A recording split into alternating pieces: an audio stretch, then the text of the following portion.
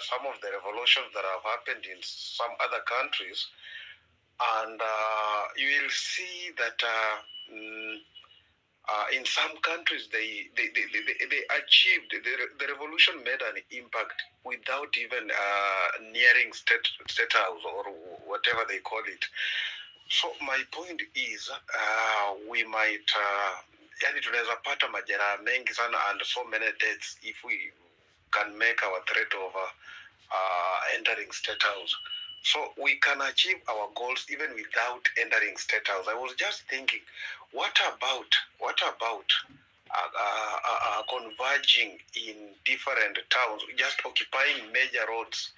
To say maybe people of Thika Road, you just occupy the whole of Thika Road. You park your vehicles in the middle of the roads, and we sit there without moving. Watu wa Mombasa Road, you do the same. Watu wa Ngong Road, Jogo Road, and everywhere, we just do the same. Tuna occupy those roads, ensuring that nothing moves. Hakuna mtu anaingia town, hakuna mtu anatoka town. I think that one can send a very, very loud signal. Because if we attempt to go to state house, I can tell you guys, Ruto is an animal. I know that man is an animal. He will kill so many of us. And at the end of the day, maybe hatuta achieve hata kile ambacho tunataka, because you can see he's very much ready to use the army. Mimi nimekuwa kwa hii country for some time, sijaona army ikitumiwa in protest, but for the first time I saw the army being used in protest. So a person who can do that, you can tell what is capable of doing. A person who is able to use army on his own people, that's a person who is, he can do even more. He can kill as many people as he can to just maintain power. No. So mimi issue ya kwenda state house, that one I have my reservations. But occupy everywhere, tuna occupy those roads. Watu wanafunga barabara, tunasimamisha magari kwa barabara all over. Wale hawana magari, we just sit on the roads, We can bring this country at standstill. So that is what I wanted to say. And then on the issue, there is another thing that I've just seen in the headlines, People Daily, and I've sent the screenshot about this issue of health. Guys, when you kill education, you're simply killing the future. And this is something that we cannot manage to keep quiet over. In fact, if there is anything that young people should rise against, this new model of funding education, I think there is somebody who is trying to benefit from that. Because hata kama utapewa loan, piga hiyo hesabu hiyo loan, unajua school fees maybe for, let me say, for engineering course, I saw somewhere that is almost a tune of 300 and something thousand per year. Let me ask, if you, by the time you are completing your course, unafikiri utakuwa na how much to pay? Imagine utakuwa unaanza job na uko na den already. So these guys, I think what they're trying to do, they're trying to kill education, because I've even been following this issue of CBC.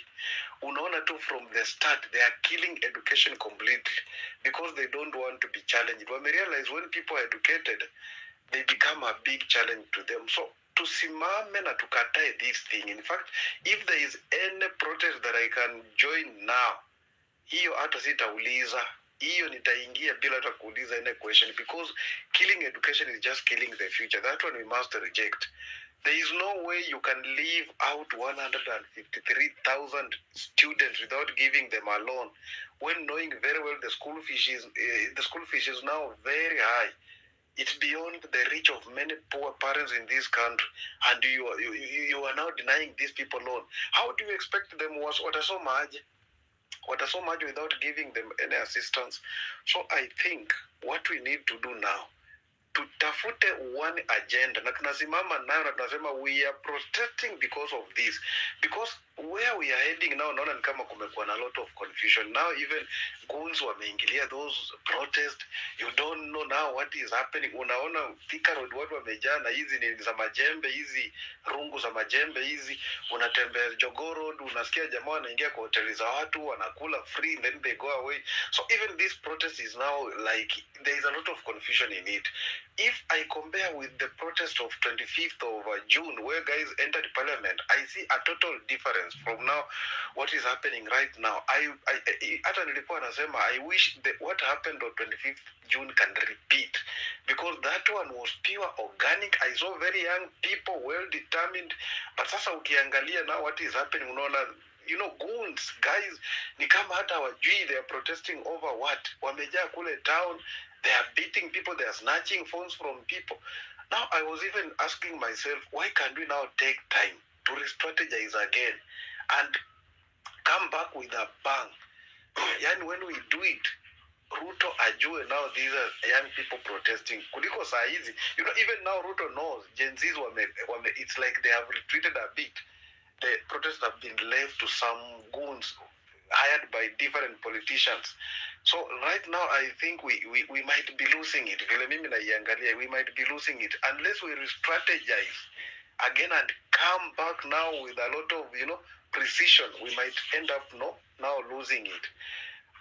About the next Tuesday, I've heard guys saying we occupy Uhuru Park. Huyu Ruto mimi vile namjua, to be sincere, this guy haezi sikiza kama hii. Hata tukienda Uhuru Park anaweza decide aseme wacha tu wakae hapo, unaona, alafu yeye afunge kule State House, afunge barabara zenye zinaingia kwa important installations, alafu aseme let these guys stay there. But tukifunga barabara, that one itakuwa na impact kubwa sana, because they will not be able to access CBD. They will not be able to access different areas like UNEP kule Gigiri, unaona. When we close such a roads, it will create a serious impact than just going to Uhuru Park, sitting there and atakuja wapatie security wa cordon off Kenyatta Highway, wa cordon off Uhuru Highway, then mwambie now you can just stay there, unaona. It will not make that great impact as opposed to sitting on the roads, having sit-ups on the roads. About the new government that Ruto is trying to craft, I was asking myself, why is Raila, who has always been a voice of the people, now is joining these guys? Then I answered myself, nikajiambia, when politicians, when their interests are threatened, they always gang up. You can see now, opposition plus government, they are now sitting together, speaking in one voice, meaning they are ganging up against us. We have seen these guys who have been, these Wakina Gaucho, Wakina Nuro Kanga and the rest. You can see now the language they are speaking. It's like they are turning against us. So when such things happen, guys, we should not keep quiet. It seems like these politicians are now ganging up against us because they know their interests have been threatened. Raila used to speak for the people. Now, there is a new voice. Us the people. We are now speaking for ourselves. It's like now, Amejua, he will no longer have that voice that he used to have. So Amejua, now these young people are taking up their position to speak for themselves and to speak on their own issues. Now you can see now he's joining Ruto, so that they can gang up again. In fact, I'm not even surprised. Some of the goons who are causing havoc in our protests, they are being sponsored by ODM. I will not be surprised. Because these politicians is like, they speak the same language. They guard their own interests. They don't care about the common mwananchi and so on and so on and so on. So what I can say, guys, we must speak up. We must refuse this nonsense. We must show politicians that this country belongs to us. We must tell them we are the people, and we must seize that power. Because if we don't do that, these guys would have tumiza vibaya sana. They will end up killing so many of us.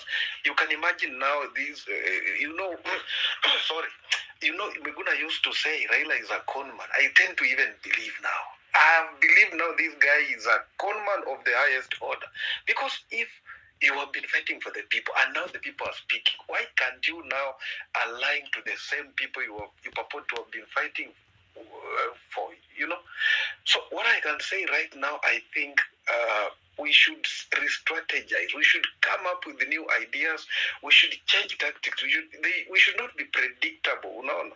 That's the only way we shall deal with these guys, because it seems like they know how powerful we are. They know what we are capable of doing.